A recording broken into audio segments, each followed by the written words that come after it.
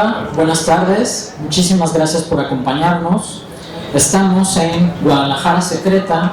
Es una mesa que reúne a 3 escritores de la ciudad y que además en sus libros abordan precisamente esa mitología, todo lo que hay detrás, todo lo que se oculta bajo nuestras calles, en símbolos, en arquitectura, en grimorios. Ya nos irán contando. Esto es una charla, la idea es que nos la pasemos bien todos. Habrá un momento también para preguntas, es cuestión de que levanten la mano. Voy a ir presentándolos un poquito para que les vayan regalando un aplauso. Luis Cavalier, por favor.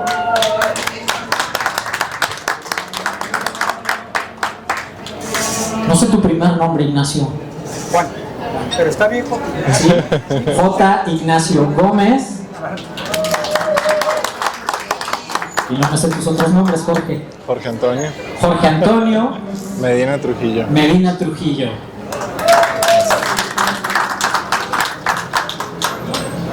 Esta mesa tardó 5 años en organizarse porque estábamos esperando a que Jorge se hiciera presente con nosotros. Tuve apenas la oportunidad de presentarlo el año pasado, presentó su libro en Fóbica, y entonces es un gusto tener a 3 autores que rescatan la ciudad. ¿Cuántos años ya tiene Guadalajara y por qué decidieron que Guadalajara sea un personaje de sus libros? Desde los vampiros, desde las logias, desde los símbolos, desde la arquitectura.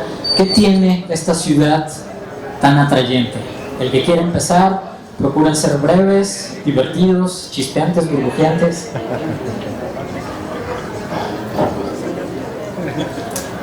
Adelante, Luis, adelante. Bueno, recuerdo que en algún taller literario el coordinador me decía en más de una ocasión que se hacía tan extraño que yo escribiera cosas extraordinarias, siniestras que ocurrían en esta ciudad, que para él era algo tan ordinario, algo tan sencillo, tan aburrido en cierto modo, tan cotidiano. En cambio yo encontraba esos temas y los integraba en este lugar. Nunca me pareció que tuviera sentido lo que él me decía. No sé en qué ciudad vivía él, parece que no era la misma que yo, porque aquí siempre hemos tenido esto. Lo que pasa es, la diferencia está en cómo vemos el mundo. También hubo un sujeto que una vez decía, es que no encaja el terror en México, aquí todo el mundo ve las cosas como algo chusco, como los cuentos de La Llorona. ¿Quién en una zona rural ve a La Llorona como algo chusco? He oído a alguien contarme la historia de cómo escuchó el alarido con el viento y que le salían las lágrimas. Pero en cambio puede haber alguien que le suena como algo chusco porque lo ha oído como, tal vez nada más conoce la canción, como una anécdota pintoresca y nada más. Ese mundo como lo vemos. Esta ciudad tiene de todo. Tiene cosas extrañas, como dijo Roger, tiene símbolos, tiene historia, arquitectura, sucesos, tiene historia. Y es una historia que es más antigua que la ciudad misma, más historia antigua que nuestra cultura como la tenemos ahora. Donde estamos ahora, había ya una ciudad mesoamericana. Por mucho tiempo se negó eso. Se quiso fingir que nada más había aldeas, chozas. No, esto era una ciudad, ahora lo sabemos. Cada vez más aparecen vestigios de pirámides, vestigios de estructuras que muestran que había una civilización contemporánea de Teotihuacán, hace 2000 años, en este mismo lugar. Ahora ya no se puede negar esto. Por mucho que se han destruido muchos de estos lugares a manos de los empresarios que no quieren ceder sus terrenos para que se investigaran. Este terreno tiene más de 2000 años de historia humana. Y eso es solo lo que tenemos algún indicio de ello. Desde que está la ciudad de Guadalajara, como la conocemos ahora, tiene también su historia. Su fundación errante que se intentó en distintos sitios, que comienza con un milagro. La batalla de Santiago, el santo que se manifiesta para pelear contra los indígenas que inspiró la danza de los Tastuanes. Esa es una leyenda que acabé retomando con Aresa Gil en la novela que aquí está, La Larga Noche, hablando de esta historia acerca de cómo con los españoles no solo vino el santoral, también pidiendo la creencia en los vampiros. Y las casas embrujadas, las leyendas, los sucesos extraordinarios están a cada paso, a la vuelta de la esquina. En esta iglesia que tenemos enfrente, en este edificio gubernamental, que por ser oficina gubernamental debería ser algo mundano, algo con los pies en la tierra, ¿no? También tiene sus historias. También hay quien ha mostrado sus fotografías, por supuesto, borrosas y dudosas, de una figura curiosa que estaba ahí parada donde no había nadie detrás de las personas que se tomaron su selfie. La historia de alguien que supuestamente se suicidó, pero que luego esto fue negado. En todas partes encontramos historias. Los túneles de la catedral, que posiblemente pasa alguno de debajo de donde nos encontramos ahora mismo.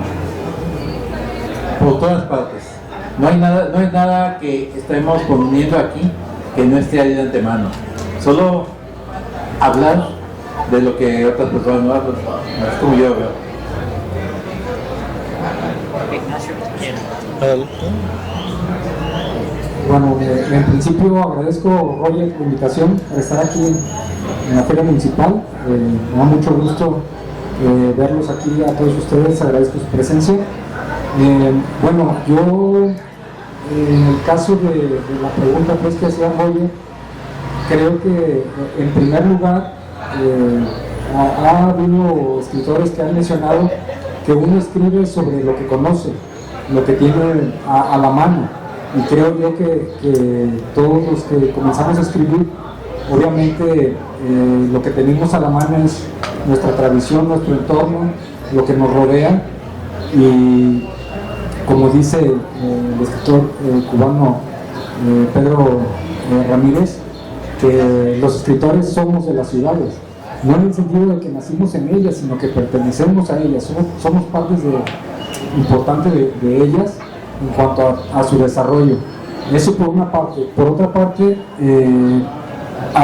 consideré yo importante escribir una historia que se desarrollara en nuestra ciudad para luchar contra lo que denomino el colonialismo literario, porque es muy dado que siempre los autores más reconocidos, las editoriales dan prioridad a autores del primer mundo, y es una realidad que no todas las grandes aventuras ocurren en las grandes capitales, que no solo en los países desarrollados existen héroes, no solo en las grandes capitales hay arquitectura importante y lugares que estén exentos de historias que deben ser contadas. Entonces, en ese sentido yo creo que nuestra ciudad, Guadalajara, es muy rica en todos estos elementos. En principio, hablando de nuestros antepasados, claro que ha habido luchas heroicas para tener lo que ahora tenemos y que deben ser destacados en el sentido de que para estar, por ejemplo, ahorita disfrutando de la ciudad que tenemos, de las ventajas, de las libertades que tenemos, muchísimas generaciones antes tuvieron que pasar penurias, tuvieron que pasar por miles de adversidades para lograr estar donde estamos en este momento. Luego también esas penurias, esas adversidades, esas luchas, esas batallas se reflejan no solo en la memoria que queda plasmada en archivos y bibliotecas, sino toda aquella que permanece latente a lo largo y ancho de nuestra ciudad, como es las denominaciones de calles, los edificios, las obras de arte, las esculturas, los murales y por supuesto en la literatura. Entonces, bueno, yo creo desde mi punto de vista particular que aparte de la necesidad de reflejar todo esto y dar a conocer a nuestra propia gente, a los más cercanos, todos aquellos secretos que hay en nuestra ciudad, incluidos los históricos, porque los históricos también suelen caer en la tendencia de que se olvidan al paso de una o dos generaciones, el retomar todos esos hechos históricos que al sistema les conviene pues que queden olvidados, a su vez que también se cuentan todos esos detalles que sí están ocultos por diversas razones. En este caso, bueno, yo me refiero a la parte subterránea de la ciudad, que es un secreto a voces, pues, que Guadalajara está llena de túneles. En particular en mi novela La Noche de San Juan se retoman algunos túneles específicos que tienen conexiones entre la manzana en la que actualmente está el Congreso del Estado, que bueno, ya más adelante les comentaré a detalle, y otros que están vinculados de esa manzana del Congreso del Estado hacia el Museo Regional. Entonces, bueno, en general esas serían pues las razones por las que considero importante el escribir sobre nuestras ciudades. Cada uno de los escritores, cada uno de los que hacemos este esfuerzo pues por escribir, es importante que las historias se desarrollen en nuestras ciudades, principalmente también por lo que les decía al principio, por puro anticolonialismo literario. Es fundamental que existan obras de nuestra ciudad. Sí, bueno, yo también agradezco la invitación de Roger y de la feria, y coincido con Luis y con Ignacio en que, bueno, uno habla de lo que sabe, ¿no? Entonces, la razón principal es porque Guadalajara, bueno, porque yo nací aquí, ¿no? Eso sería como lo más básico. Pero coincido justo en lo que dice Ignacio, que de repente en la literatura, si no estabas en Ciudad de México o no publicabas en Ciudad de México, pues prácticamente no había forma, ¿no? Varios autores, incluso del norte, pues lo mencionaban, ¿no? De que, pues queríamos publicar en Monterrey y no había forma, tenemos que irnos a Ciudad de México. Pero en el caso de Guadalajara, pues sí hubo una tradición muy importante en cuanto a talleres literarios. Patricia Medina, por ejemplo, que ha hecho mucho al respecto. De hecho, pues yo también fui alumno de Patti. Entonces me acuerdo que también ahí se hablaba mucho de, pues, que necesitábamos como hablar de nuestros espacios, ¿no? Pero a mí lo que me llevó a escribir sobre esta novela en particular es porque de repente veía ciertos símbolos en las construcciones, en las catedrales, en el arte urbano, que cuando empezaba a investigar decía, ¿por qué nadie habla de esto, no? ¿O qué tiene que ver la simbología Rosacruz o masónica o esotérica con Guadalajara, cuando pues la ciudad de las rosas o la perla tapatía siempre se ha dicho que pues es muy mocha y que muy católica y muy religiosa, y sin embargo están estos símbolos como con este doble discurso, ¿no? Un discurso, una explicación oficial desde el catolicismo, desde el cristianismo, pero viéndolo desde otra perspectiva pues tiene otra razón de ser, ¿no? Entonces a mí se me hizo interesante cómo es que iba viendo estos puntos, ¿no? Porque de repente cada vez que se termina Guadalajara y empieza Zapopan hay un obelisco con la palabra Zapopan en vertical, o los nombres de ciertas calles, o porque había ciertas frontispicios con símbolos de dragones y cosas así, que uno dice, ¿y esto qué tiene que ver con el catolicismo? Entonces de ahí eso me llevó justo como a empezar a recuperar, o primero hacia mí, ¿no? Es decir, yo empecé como a investigar la historia de ciertos lugares, y luego pues cuando eso se intrincaba con cuestiones políticas, históricas, dije, no, aquí hay algo y esto se puede novelar. Entonces pues de ahí surge la novela del Valle de la Piedra, donde pues justamente se va hablando de la ciudad y de cosas que pues no se han contado de manera oficial. Ignacio ya nos adelantó un poco, pero sin ánimo de spoiler, me gustaría que nos contaran muy brevemente cuál es el dulce para los lectores. ¿Cuál es la punta de una revelación que cambia totalmente el panorama que tenemos de la ciudad?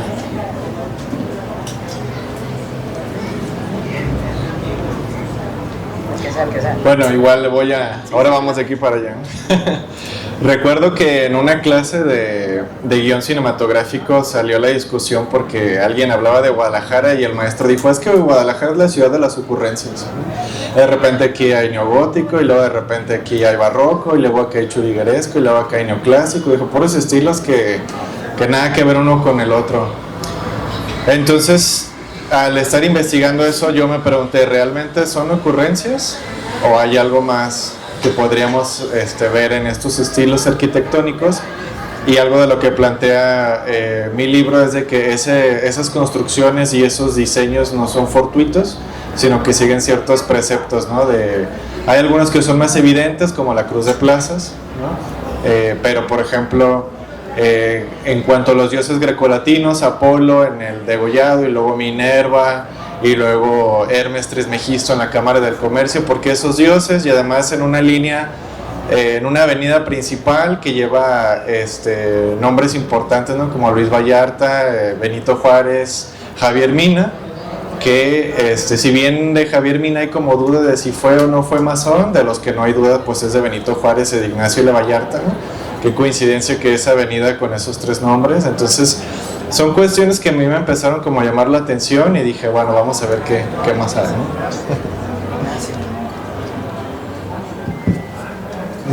Bueno, en el caso del libro de la Noche de San Juan, yo destacaría el hecho de que se pone de manifiesto por un lado toda la importancia que tiene el preservar la memoria colectiva, que está en archivos, en bibliotecas, pero toda esta que se menciona que también está latente en la ciudad, porque es un aglutinante que se puede contraponer a lo que en el libro denomino el culto al dinero, que tiene que ver con toda la corrupción política que padecemos, la corrupción también en lo privado, en la destrucción de nuestro planeta, en la falta de respeto a los ciclos naturales, que bueno, aquí en Guadalajara lo padecemos cada época de lluvias con las tremendas inundaciones que nos ocurren.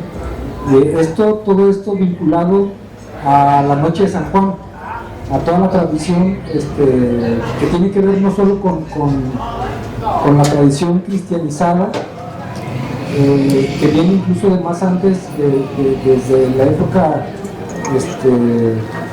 prehispánica en el caso de México, y del paganismo y mucho más antes en el caso de Europa, que tiene que ver con esto, con el respeto a la naturaleza, a los ciclos del agua, y en específico con el inicio del solsticio de verano que ocurre la Noche de San Juan. Esta noche es en esencia la noche mágica por excelencia, es la noche más corta del año. Tiene todo alrededor suyo una tradición que incluso quedó sintetizada pues aquí mismo en la ciudad, como en las tradiciones que hay en Mexicalcingo. Y bueno, la historia se desarrolla en esa sola noche y tiene que ver con el afán de políticos corruptos de hacerse con una información que ellos creen que les va a dar poder divino. Es la llamada puerta de los hombres, que es una puerta que por tradición se abre precisamente en la noche del solsticio de verano. A partir de esto se inicia la historia. Una transcurre en la parte visible de la ciudad con datos históricos, es una novela histórica, y otra parte transcurre en la parte subterránea de la ciudad, que tiene que ver con estos túneles que les mencionaba, que hay muchos indicios y pruebas de que están ahí. Han sido cerrados, de hecho no hay acceso a ninguno de ellos, pero les platico brevemente nada más de uno. Hay un túnel que va precisamente de la mesa de presidio donde sesionan los diputados a la famosa cantina La Fuente. Ahora, si lo mencionan, pues les puede parecer inverosímil, les va a dar risa y van a decir, más bien es carrilla por lo licencioso de algún político, los gustos etílicos de algún otro que conocieron por ahí. Pero no, o sea, ya si lo pensamos más a fondo, les puedo decir, este túnel del que hablamos data del siglo XVIII. En el siglo XVIII, la parte suroeste del Congreso, que es la esquina de Independencia y Pino Suárez, pertenecía a un excéntrico riquillo de esa época, el famoso Burro de Oro. No sé si me escuchó hablar de él. No me voy a desviar mucho en ese personaje, es nefasto para la historia. Pero el punto es que en la actualidad el Congreso es toda la manzana, pero si se fijan por fuera, la estructura esa que les menciono, que es la esquina de este lado, es lo que correspondía a la casa del Burro de Oro. y ese túnel es del siglo XVIII. En ese tiempo, el punto de donde parte era una capilla dentro de la casa de este señor, y el punto donde sale en la fuente, en la actual fuente, era un patio cercano a una cocina de su misma casa. De hecho, si ustedes ven por la calle de Pino Suárez, la estructura por fuera del edificio es la misma, desde la esquina de Independencia, toda la parte del Congreso, la parte de la fuente e incluso un restaurante que ya cerraron en la actualidad, que se llama Casa del Arde, precisamente, se nota que es la misma casa. Entonces adquiere otra lógica esta afirmación, y adquiere un sentido diferente. Esa parte lo interesante, porque muchas veces se pierde en el tiempo, y cuando uno lo menciona ahorita dicen, no inventes, ¿cómo va a ser? Pero bueno, de eso trata también el recuperar el sentido histórico de nuestra ciudad.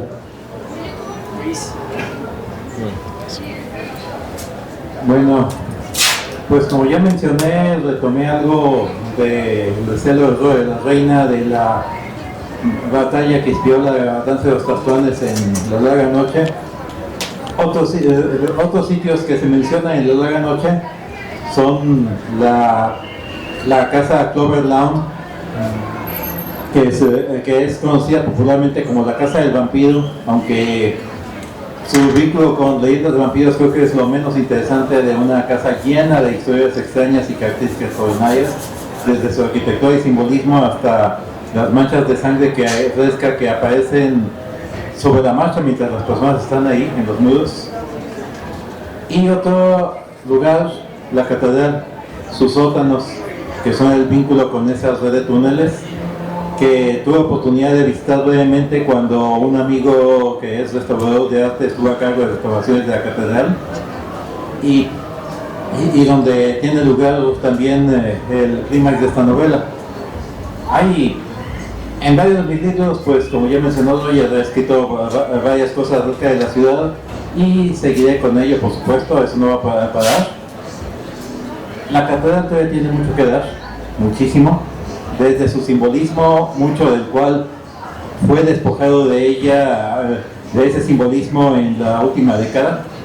Las razones, pues ahí nos los podemos preguntar, creo que tiene que ver más con los regímenes respectivos que han estado a cargo. Y el descubrimiento del Carmen, con su famosa historia de una monja que va caminando por los pasillos, cuyo espíritu ha sido visto más de una ocasión, que dice una leyenda que fue encontrada por la Inquisición realizando rituales de hechicería en lo que ahora conocemos como Capilla de Señor Andino, todo lo cual se vuelve más cuestionable cuando pensamos que es un monasterio de monjes, no de monjas. Entonces, ¿por qué sería una monja ahí? También eso me hace preguntarme. Entonces, ¿por qué había una gran cantidad de fetos emparedados que fueron encontrados en el descubrimiento hace unas décadas? Eso le da un giro muy distinto a las cosas. Otro detalle del cual pues, ya voy a expandirme en un artículo del futuro, es la estancia de Aleister Crowley, el ocultista británico, en Guadalajara, donde pasó varias semanas, realizó varias actividades, escaló el volcán de Comilima y interrumpió su experimento de alpinismo justo a tiempo cuando estaba a punto de empezar una erupción, de la cual no salieron también ligados otros alpinistas, que aquí en Guadalajara realizó sus primeros experimentos con lo que se conoce como el tema de magia nutiana. También empezó a aprender y practicar yoga, y estuvo colaborando con don José de Jesús Medina, con el cual fue cofundador de una orden esotérica que también dejó huella en nuestro país, en el mundo esotérico. Todas esas actividades parecería que comenzaron en una casa que alquiló. ¿Dónde está esa casa? Esa es una de las cosas que no se ha podido aclarar, pero no descarto la posibilidad de que se descubra. Pero antes de alquilar un lugar, el primer lugar donde estuvo, primeros días, primeras semanas, Aquí lo tengo muy cerca, el Hotel Francés. El Hotel Francés, el más antiguo de la ciudad, podemos decir, donde también tiene lugar una secuencia de la segunda novela de La larga noche que escribí, que describe algunas cosas que han ocurrido ahí. Un hotel lleno de fantasmas, un hotel vinculado a la historia del vampirismo en Guadalajara también. El hotel donde algo extraño ocurrió a Charles Bronson cuando estuvo filmando una película ahí y que provocó que fuera hospitalizado sin que se diera a conocer esto. Como dije, no podemos caminar 2 cuadras sin toparnos con algún suceso extraño aquí. Mi siguiente pregunta va en ese sentido. Empezaron a investigar, se empezaron a dar cuenta de estas ocurrencias que no lo eran, pero también tenían en la cabeza escribir una novela que se mueve enteramente, o uno cree que las novelas se mueven enteramente en el terreno de la ficción. ¿Ustedes dónde pintaron esa raya? ¿Hubo necesidad de decir, esto que estoy descubriendo ya es demasiado para que alguien lo crea, mejor lo dejo afuera? ¿O tengo las pruebas de que algo así de alucinante efectivamente pasa en la ciudad y lo voy a dejar adentro porque es ficción y a lo mejor nuestros lectores dicen, quizá no? ¿Cómo decidieron eso? ¿Cuál fue el límite? ¿Cuál fue su raya? Bueno, siempre es difícil, ¿no? El marcar esos límites entre la ficción y lo histórico. En mi caso sí, digo, también a lo que he escuchado de Ignacio y Luis hicieron mucha investigación también. Yo me pasé un año tomando fotos a los edificios e investigando pues de dónde venían, quién los había construido, y llegó un punto donde ya era tanta información que dije, esto no es, o sea, esto va a quedar como para otros libros, ¿no? Para otras novelas, porque no se va a poder poner todo esto aquí, ¿no?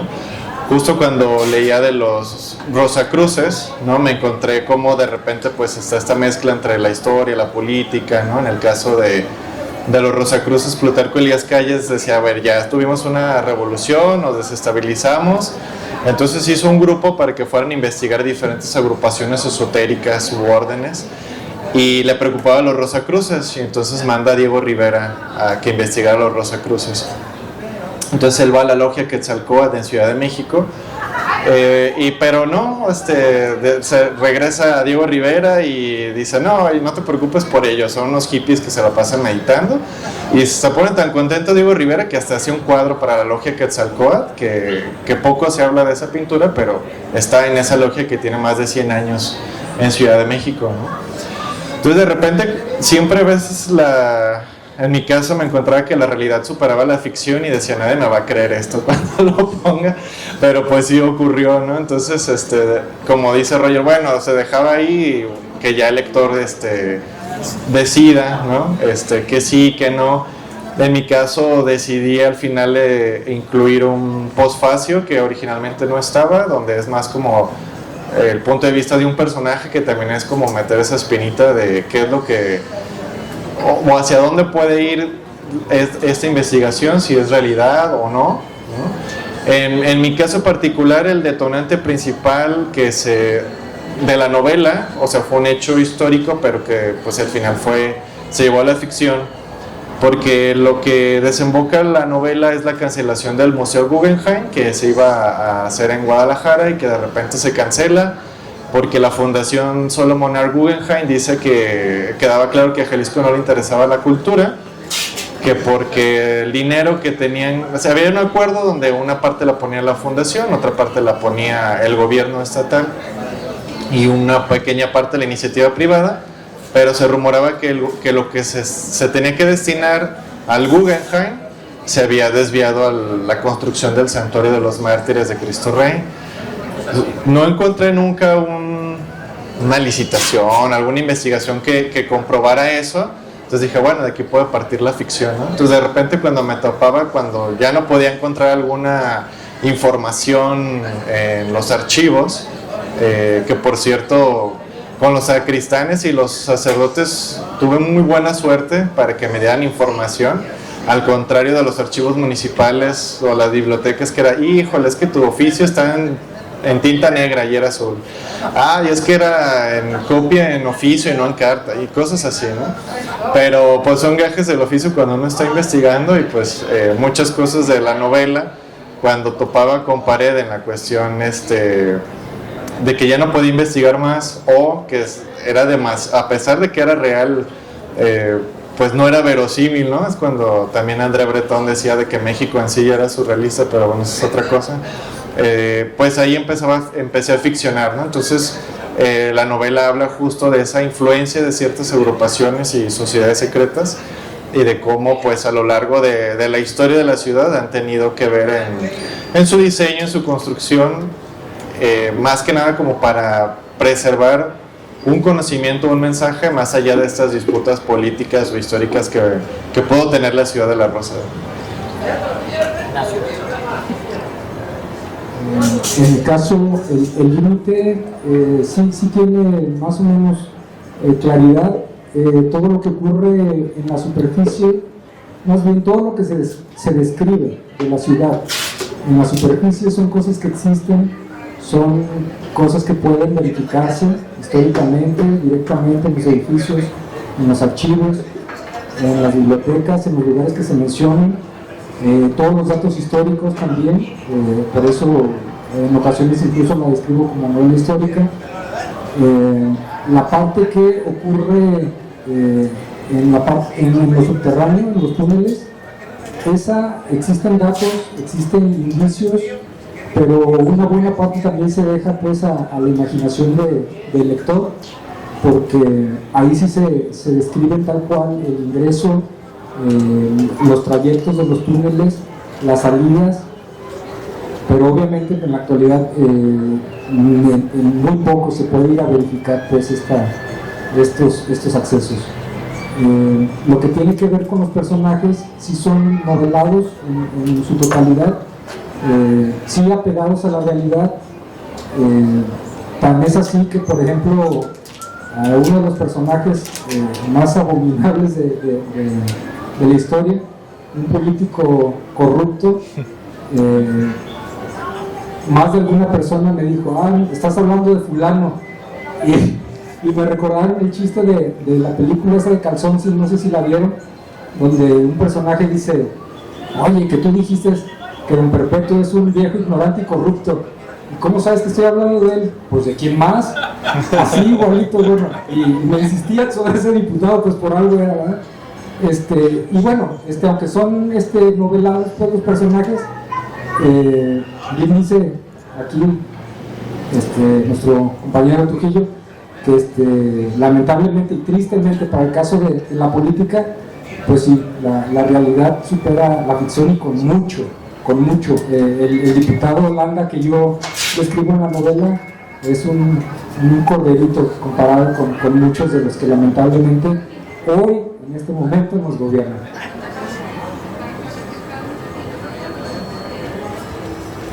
Voy a citar 3 opiniones que en las 3 se contradicen mutuamente y se me hace muy divertido por ello. Una de ellas es de Luigi Pirandello. La realidad está llena de infinitos absurdos que descaradamente ni siquiera tienen la necesidad de aparentar ser verdaderos. Otra es Lovecraft. H.P. Lovecraft decía que una historia de terror o fantástica debía ser construida con el mismo cuidado y precisión que un fraude bien planeado, porque debía convencer y engañar al lector momentáneamente para que imaginara que podía ser real. Y a esto voy a añadir una tercera.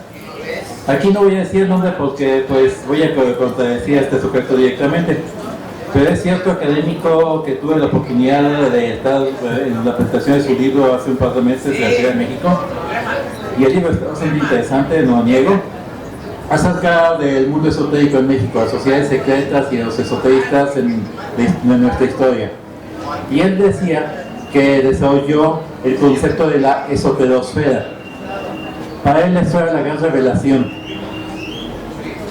Y si eso permitió que los académicos se tomen en serio el tema y lo estudien, qué bueno, diría yo.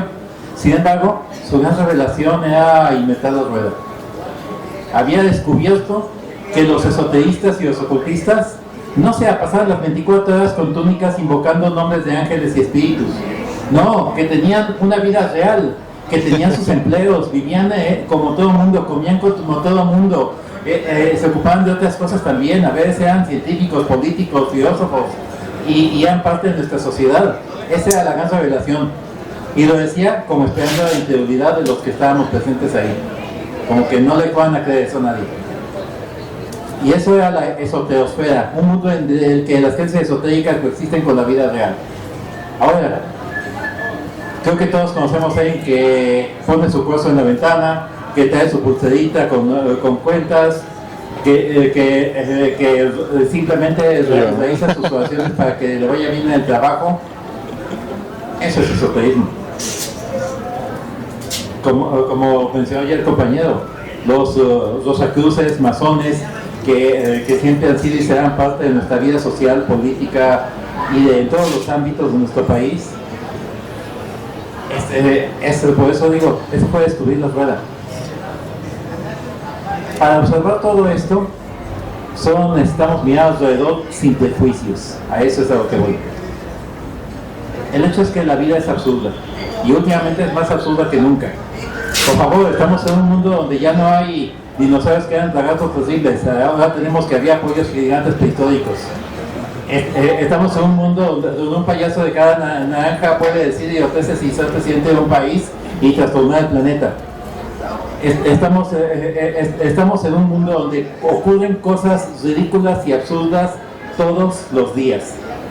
Cada vez que alguien piensa que no puede ponerse peor las cosas, se ponen peor. No perdamos tiempo pensando que es verosímil o no en la vida real.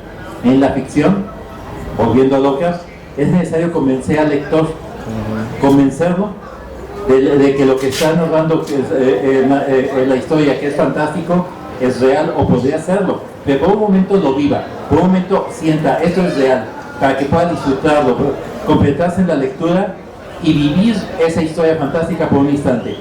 Para eso tiene que tener un realismo profundo. No podemos permitirnos el absurdo de la vida real. Sin embargo, para eso significa que debemos romper las barreras entre la ficción y la realidad para el lector. Yo me he pasado haciendo eso en todos mis libros, rompiendo esas barreras en distintas direcciones. Para traer una ficción a la realidad, la lleno de no solo de detalles e información histórica, cultural, geográfica, arquitectónica, real, de sucesos, personajes, muchas veces personas mencionadas con sus nombres reales que intervienen en historias, a veces personajes históricos. Acabo de estar escribiendo acerca de León Trotsky, Robert Barlow y Roberto Jiménez Moreno, Rasputín. En otras ocasiones he escrito de personajes como Juan Zeppelin, que fue pintor famoso aquí en Guadalajara. Aquí, a menos de 30 metros, se encuentra con una persona que aparece como personaje en uno de mis libros, y de hecho acabo de ver pasar a una segunda que se escondió creyendo que hablaba de él, más allá.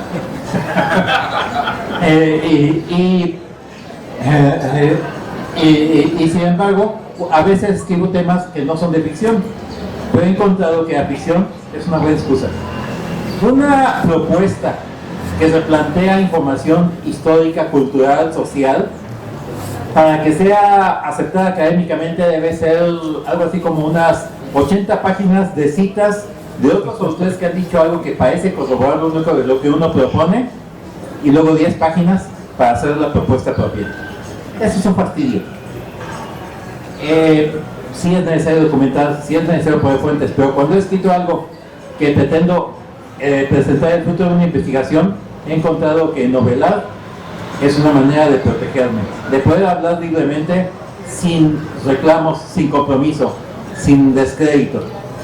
Tengo un libro, El rastro de los antiguos, donde rastreo hasta sus orígenes 3 sociedades secretas esotéricas paralelas: la masonería egipcia de Memphis Mizraim, la Sociedad de la Niebla, la Orden del Dragón, donde intervienen personajes que van como desde Julio Verne, Vlad Tepes, Whitley Locas, el padre de Howard Phillips. Y cuando escribí esa novela, descubrí, cuando ya apenas empezaba, que podía completar el libro sin poner una sola palabra de ficción, y eso fue lo que hice. Sin embargo, aunque todos los acontecimientos del pasado están narrados de manera rigurosa, el proceso de investigación decidí narrarlo de manera amena. Eso es lo que está novelado. De nuevo, no inventé nada. Reacomodé tal vez que ocurran las cosas con mayor secuencia cronológica o de manera sucesiva. La vida real no tiene un orden estructurado narrativo satisfactorio, pero no hay una palabra de ficción. Sin embargo, está narrada de manera que el proceso de investigación se lee como una historia, para que el lector pueda imaginarse que está participando en la investigación. Y por lo mismo, hasta ahí, para que les demos tiempo de preguntas. ¿Tienen preguntas en el auditorio? Por favor, que sean preguntas más que un comentario, para aprovechar a nuestros invitados. ¿Alguien quiere participar? A ver, tenemos Anja y luego usted. ¿Te pasamos un micrófono ya o fuerte? Quiero saber cuáles son las fuentes de estos vestigios de osametas o de cuerpos de no nacidos en los conventos que comentaron. O sea, hay una documentación, porque hablas como de que se encontraron estos, pero ¿en dónde lo podemos consultar? ¿Quién sacó ese tema a colación? Ok, por desgracia no conservo la información, pero en su momento lo leí en varios periódicos. Puedo decir que se mencionó en El Informador, se mencionó en El Occidental y se mencionó en noticieros de televisión, pero por desgracia no conservé ninguna de las notas. Esto debió ser allá por los 90s, me parece. Gracias. Adelante, por favor. Buenas tardes. Lo que mencionaban sobre el tema de los edificios históricos de la ciudad, por ejemplo, lo que es ahorita la Biblioteca Iberoamericana Octavio Paz, actualmente pues como tal, ¿no? Biblioteca, fue la primera sede de la Universidad de Guadalajara, pero anteriormente también fue templo dedicado a Santo Tomás de Aquino, que casualmente o irónicamente con los temas que ustedes mencionan, era se dice que era un alquimista. ¿Qué tanto tiene que ver esto con la elección de que ahora sea una biblioteca, que fue la primera sede de la Universidad de Guadalajara, pero con esta conexión, ¿no?, tanto religiosa como esotérica, como bien lo mencionaron los tres escritores? ¿Quién de ustedes dos quiere levantar el reto?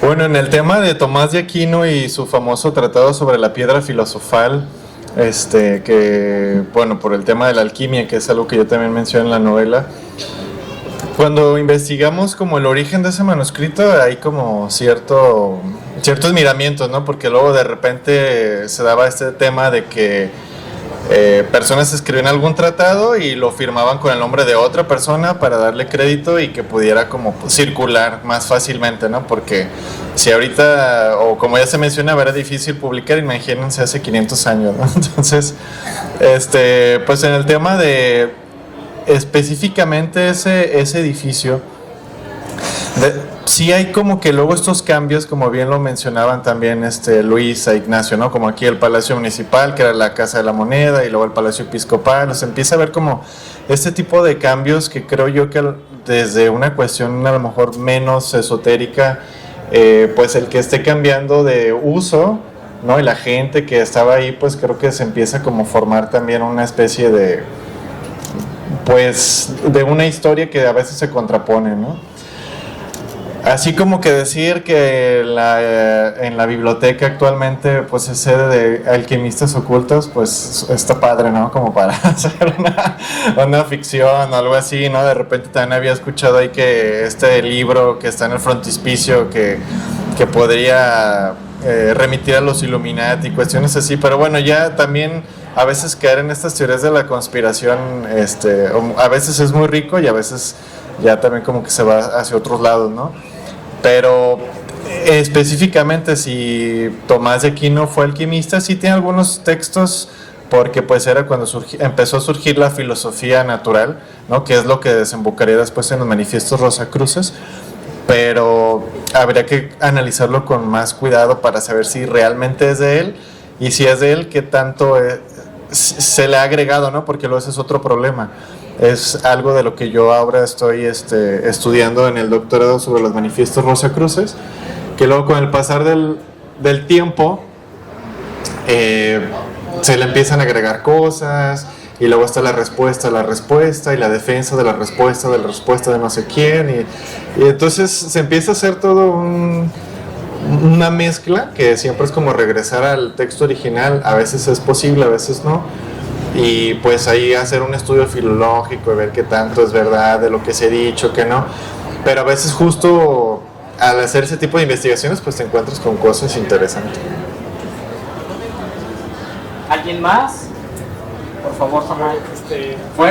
Gracias. Mi nombre es Samuel. Yo creo que ustedes han investigado bastante, pero no sé hasta qué punto ustedes pudieran tener que algún historiador o que algún experto en la historia o la antropología de nuestra ciudad pudiera señalarnos. Yo sé que ustedes tal vez se amparan un poco en el hecho de que son novelas, pero no les daría un poquito de temor que alguien que sepa mucho del tema pudiera decir, oye, es que esto es súper falso. ¿Cómo lo vería usted? Sí, ya te pasó. Sí, ¿verdad? Ahí también ya me pasó. No, mira, afortunadamente, sirve todo eso para enriquecer, definitivamente.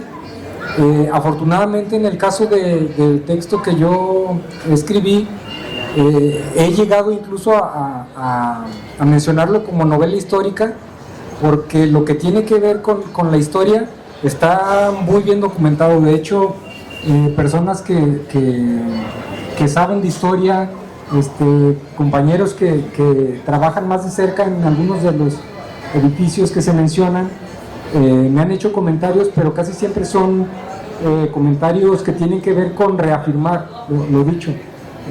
Hasta el momento no me ha tocado pues haber incurrido en alguna omisión o en un error. Hasta el momento pues ya tiene poco más de 6 años la novela publicada. Tiene ya pues cierta cantidad de lectores, y bueno, en la parte histórica no me ha tocado pues todavía detectar que haya habido por ahí alguna situación inexacta. De lo demás, en los túneles sí ha habido algún debate, porque obviamente no se tiene pues el dato preciso, y no se tiene el acceso, y muchos incluso tal vez puede que ya estén en parte tan desgastados que ya sea imposible incluso entrar a explorarlos. Es muy riesgoso.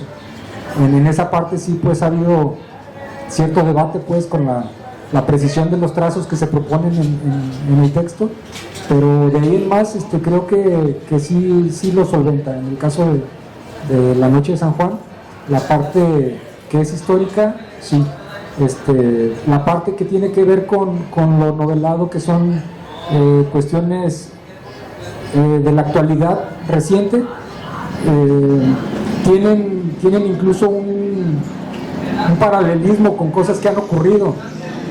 Se puede ubicar en el tiempo la historia por algunos datos y cosas que sí ocurrieron en ese tiempo con decisiones políticas y corruptelas que muchos de nosotros conocemos. Eso nadie lo va a discutir, ¿verdad? Porque no les conviene pues sacar más a detalle ese tipo de situaciones en nuestra ciudad, lamentablemente.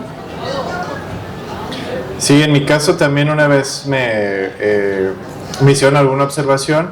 Sin embargo, en la novela también, a través de las voces de los personajes, trato como dejar esos guiños de dónde podrían buscar la información, ¿no?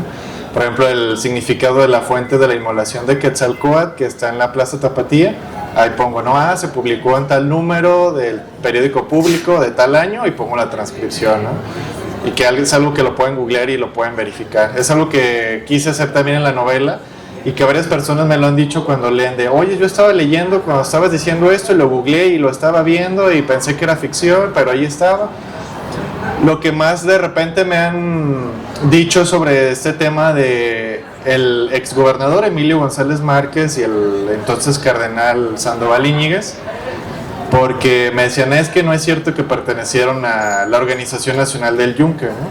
Y sin embargo, de eso hay mucha información y datos, ¿no? Álvaro Delgado es un periodista que se ha dedicado a hablar mucho de esta organización secreta de ultraderecha, ¿no? En su libro por ejemplo, hay uno que sí se llama, ¿no? El Yunque, la ultraderecha en México, el Ejército de Dios, el engaño, o por ejemplo este cartonero, el Fisgón, ¿no? El que tiene su libro de la raíz nazi del pan.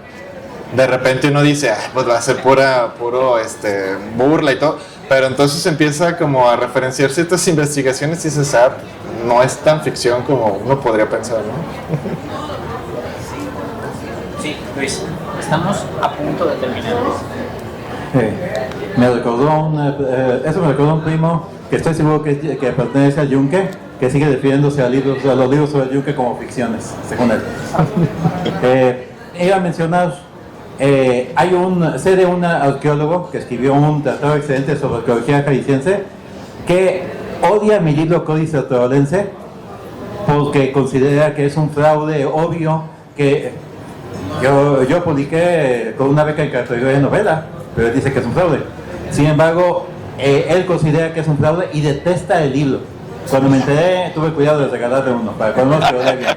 Pero también voy a mencionar, y si él se ha enterado, más coraje hará, mi Códice Otolense fue utilizado como fuente bibliográfica en un journal del Instituto Nacional de Antropología e Historia.